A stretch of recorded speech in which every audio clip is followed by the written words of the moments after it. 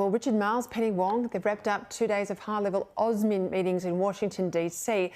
And while we're being told the AUKUS submarine deal is crystallising, doesn't seem we're getting any more details about how the crystallising is happening ahead of next year's defence review due out in March.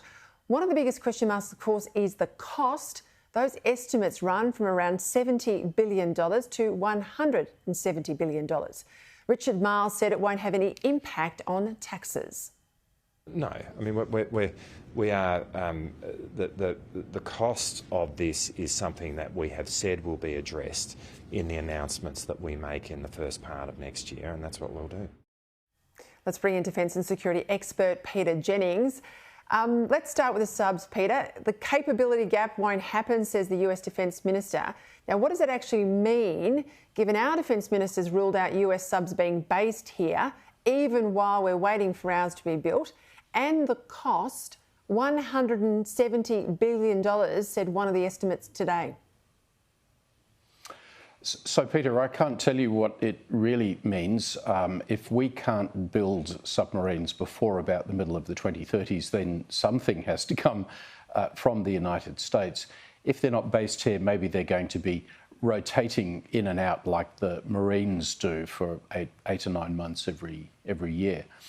And in terms of cost, look, it's going to be massively expensive. I've said for the whole thing, including training and bases and weapons, as well as the submarine itself, think of about 1% of gross national product, so something like 20 billion Australian a year forever. I think by the time we actually get to delivering our submarines, that's the kind of cost we're going to be talking about. Right, well, let's move to Japan, because on the way home from ASPI, Minister Marles and Minister Wong will go to Japan. We're told there'll be some serious intensity in our defence cooperation, including the US, of course, with Japan. What can you tell us?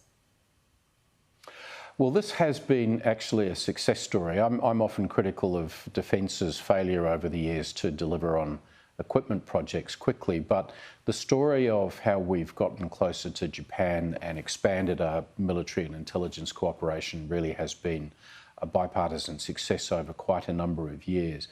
Coming out of the ASPI discussions in Washington, I think what we're going to see now is a larger presence of Japanese self-defence forces here in Australia, and the three countries generally spending more time training and exercising together.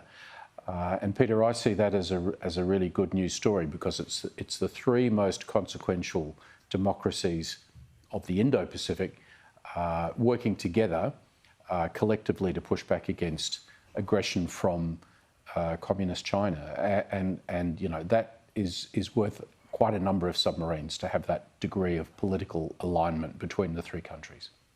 Let's go to China, where they've announced today an easing of partial easing of the restrictions on COVID. I mean, a notorious COVID zero approach there, of course.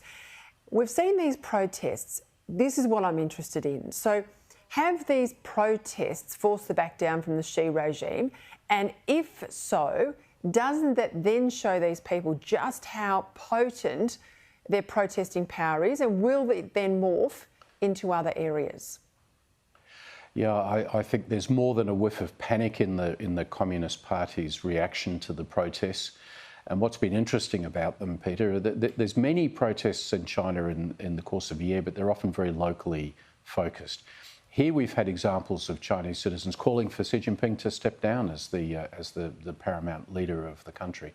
And I think that's got the party rattled, with more to come, I'd say, because in managing a transition from a hard lockdown to a more open system, China will have to deal with the fact that it doesn't yet have a successful vaccine, and vaccine levels have been low. Chinese people are suspicious to agree to the Communist Party providing them with vaccines. So there will be a sudden outbreak of COVID in ways that we probably haven't seen in other countries for 12 or 18 months or so. I think 23 on this issue is going to be a really tough one for Xi Jinping and the Chinese Communist Party. All right, just before we go, I've mentioned on the show before, Islamic State fighter, or alleged Islamic State fighter Neil Prakash, extradited to Australia, charged now with 6 terrorism offences.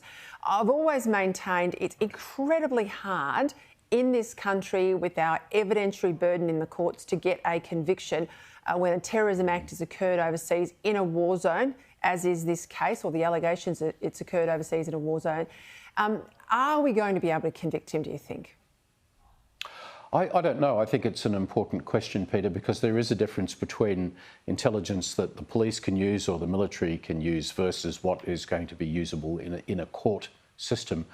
I wonder why we worked so hard over the years to get this guy back. And frankly, I think he's going to be a long-term problem. If he is convicted and in jail, he's going to be at risk of radicalising prisoners. If he's out in the community, he's going to be a person that will have to be watched 24/7 at enormous cost. So this is going to be a long-term and difficult management challenge for federal and state authorities in Australia. 200%. Peta Jennings on the money there. Thank you.